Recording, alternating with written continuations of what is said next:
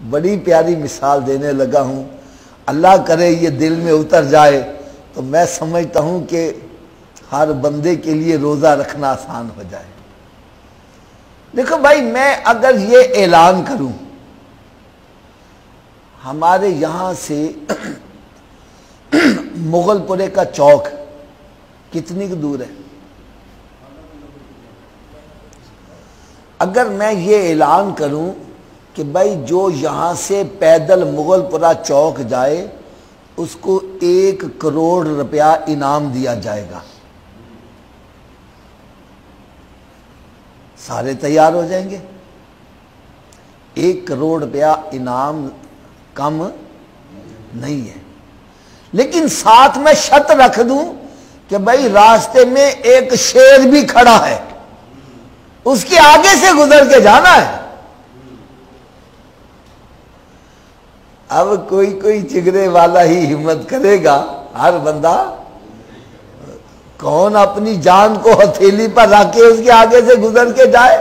کون شیر کا مقابلہ کرے؟ اب سفر تو زیادہ نہیں ہے، انعام بھی کم نہیں ہے، لیکن شیر کے آگے سے جو گزرنا ہے یہ بڑا مشکل کام ہے۔ بالکل اسی طرح سمجھو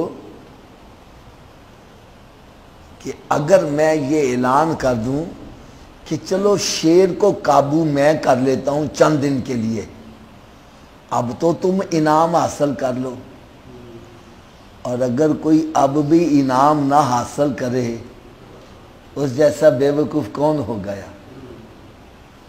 چند دن کے لیے میں کہتا ہوں چلو شیر کو میں قابو کر لیتا ہوں تو تم انعام حاصل کر لو، یہ تھوڑا سا سفر ہے اور 1 کروڑ روپے کا انعام ہے، تو جو اس میں بھی سستی کرے اس سے بڑا محروم کوئی نہیں ہوگا۔ اب سنو، رب تعالیٰ نے ارشاد فرمایا یہ تھوڑا سا سفر ہے، راستہ ہے، تم چل کے جاؤ گے تمہیں جنت مل جائے گی۔ کیا مل جائے گی؟ لیکن اسی راستے پر رب تعالیٰ نے شیطان کتے کو کھڑا کر دیا ہے، فرمایا اس کو عبور کر کے جانا پڑے گا۔ اب شیطان کا مقابلہ کون کرے؟ ایک بزرگ بڑی پیاری بات فرماتے ہیں بندے تو شیطان سے مقابلے میں جیت نہیں سکتا، تو شیطان سے مقابلے میں جیت نہیں سکتا، اس لیے کہ یہ تجھے دیکھتا ہے تو اس کو نہیں دیکھتا۔ تو مقابلہ تو جب ہو نا جب سامنے کوئی نظر آتا ہے، چلو طاقت میں زیادہ ہی ہوگا، وہ 10 مار لے گا ہم 5 مار لیں گے، مقابلہ تو ہوگا نا۔ اب جو نظر ہی نہیں آ رہا اس سے مقابلہ کیسے کیا جائے؟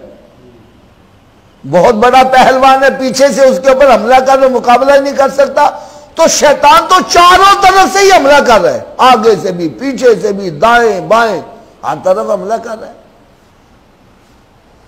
تو وہ فرماتے ہیں بندے تو شیطان سے مقابلے میں جیت نہیں سکتا، اس لیے کہ یہ تجھے دیکھتا ہے اور تو اس کو نہیں دیکھتا۔ اور اگلی بات دیکھو کیسی کمال فرما دی، فرماتے ہیں لہٰذا تو اپنی مدد کے لیے اس کو پکار جو اس کو دیکھتا ہے اور جو اس کو نہیں دیکھتا۔ یعنی یہ جو ہم پڑھتے ہیں نا لا حول ولا قوت الا باللہ العلی العظیم، ہمارے ہاں یہ ہوتا ہے کہ ہم سمجھتے ہیں کہ اس کا مطلب ہے شیطان تو دفع ہو جا، حالانکہ ایسی بات نہیں ہے، اس کا ترجمہ یہ نہیں بنتا، اس کا مطلب یہ ہے لا حول ولا قوت، یا اللہ میرے اندر طاقت نہیں، میرے اندر قوت نہیں کہ میں شیطان کا مقابلہ کر سکوں، الا باللہ العلی العظیم، اگر تیری مدد شامل حال ہو جائے تو پھر یہ میرا کچھ نہیں بگاڑ سکتا۔ شیطان کہتا ہے بندے جتنی دیر تک تو میرے مقابلے میں تھا میں تجھے کلٹا کلٹا کے مارتا تھا، اور جب تو نے اپنی مدد کے لیے رب کو پکار لیا اب میں تیرا کچھ نہیں بگاڑ سکتا۔ تو رب تعالیٰ نے یوں سمجھو ارشاد فرمایا کہ راستہ ہے تھوڑا سا، سفر کرو گے آگے جنت ملے گی، لیکن اسی راستے پر میں نے شیطان کتے کو کھڑا کر دیا ہے، اس کو عبور کر کے جانا پڑے گا۔ اب شیطان کا مقابلہ کون کرے؟ کون اس کو مقابلے میں زیر کر کے آگے جائے؟ تو رب تعالیٰ نے فرمایا اے میرے محبوب کے غلاموں، رمضان کے مہینے میں اس کو قید میں کر دیتا ہوں، اب تو تم جنت کا بندوبست کر لو یار۔ رمضان المبارک کا جیسے ہی چاند دکھائی دیتا ہے رب تعالیٰ سرکش شیطانوں کو پابا زنجیر کر دیتا ہے تاکہ میرے بندوں کی عبادت میں رکاوٹ ڈالنے والا اس کو قیدی بنا دیا جائے۔